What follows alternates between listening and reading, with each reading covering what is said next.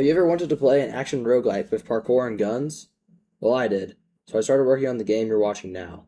It's nowhere near done. I wanted to make a video showing the progress I've made so far. And I also want to see what you guys want added to the game, as feedback is very important. I am a bit of a Dying Light fan, so I decided that any game I made needed parkour. That sounds pretty simple, so all I did was open up a new Unreal Engine 5 project. And then I realized I had to learn how to make parkour. Then I sat there, staring at the default Blender cube for a while, wondering how I would do this. Then I remembered that I'm incredibly lazy, so I decided that I would just model arms instead of modeling a full body.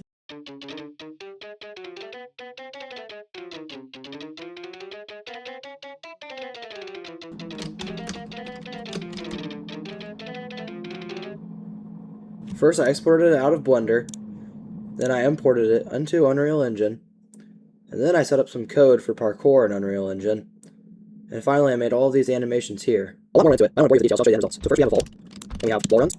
For some reason I thought yapping a lot would be a good idea, but I decided to trim this section down a lot. Basically there's parkour moves now, and you can see them in the background here.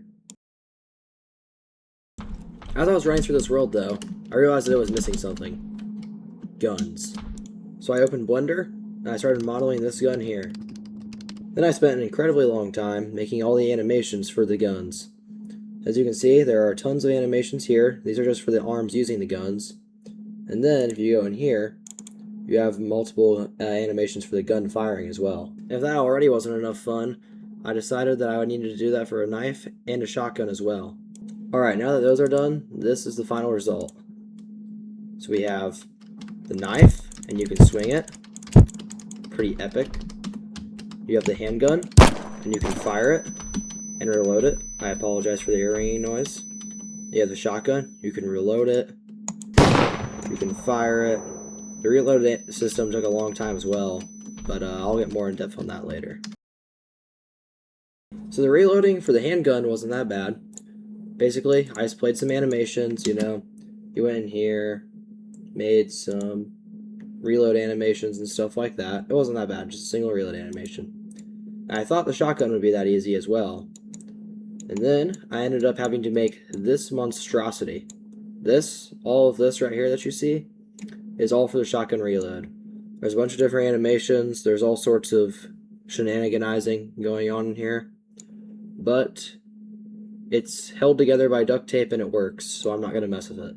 I also had sparks whenever shots hit the wall, because I thought it looked cool.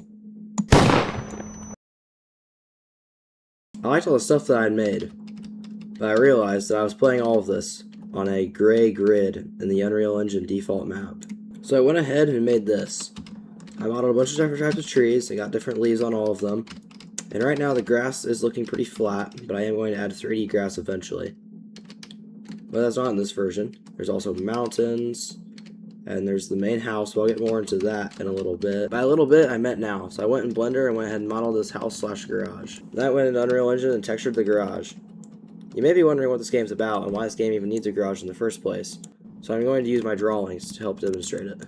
Okay, so this is the garage, this is you, and these are what appear to be humans. So you are going to kill the human, and you are going to drag him back to the garage, where your sin,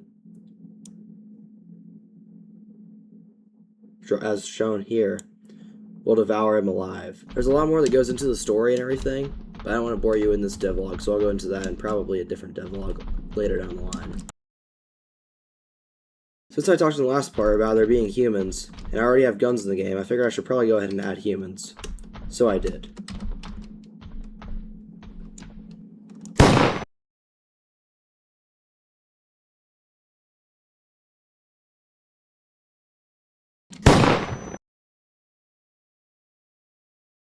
Basically how the humans work is they follow these destination nodes along this path.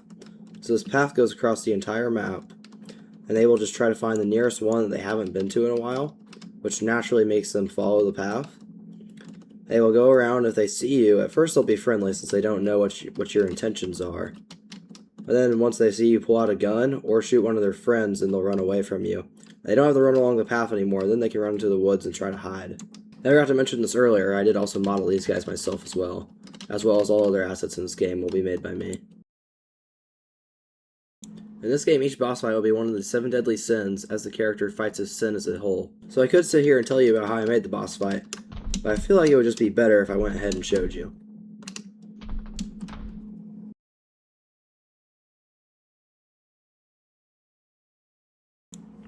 As you're watching this, I honestly feel like for my first attempt at a boss fight, this was not that bad. I feel like there will be better bosses I make down the line, but I feel like I'm definitely going to keep this for the final iteration of the game, as I feel like it is quite solid.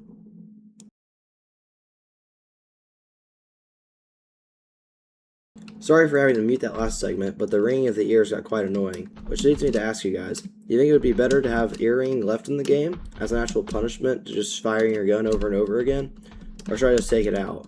Because honestly, I'm kind of split.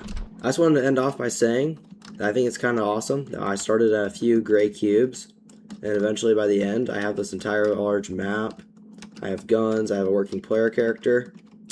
So thank you for watching all the way to the end if you made it this far. And there is not a Steam page yet, but I am going to work on it soon. There will be one eventually, probably by the time the next devlog comes out. I just want to thank you all again for watching.